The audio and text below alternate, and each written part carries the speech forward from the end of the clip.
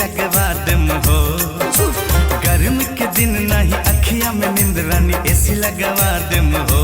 तो लगवा दो। मुश्किल भइल बजीना हम हो जागल रही रात रात भर। गर्मी के दिन नहीं अखिया में नींद सही एसी लगवा दो हो।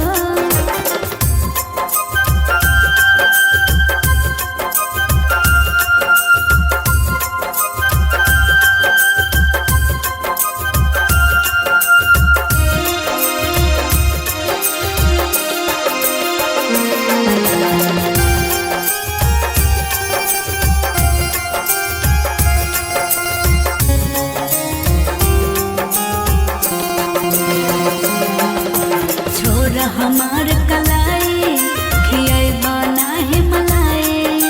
हित हमर बाबा दान लागता मिर्चा।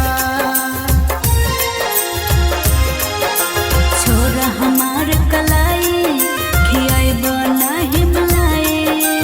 हित हमर बाबा दान लागता मिर्चा। जून महीना चले भीगे पसीना सही एसी लगवा दो।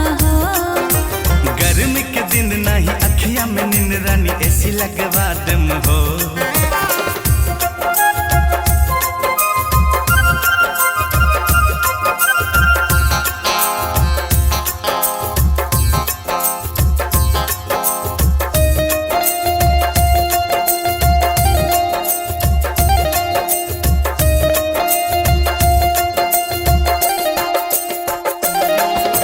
धक धक करे धड़कन अगिया लगल तनमा।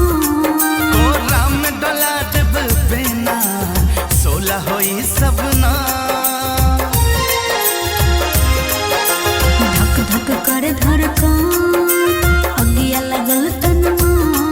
कोरा में डोला देब बेना सोला होई सबना।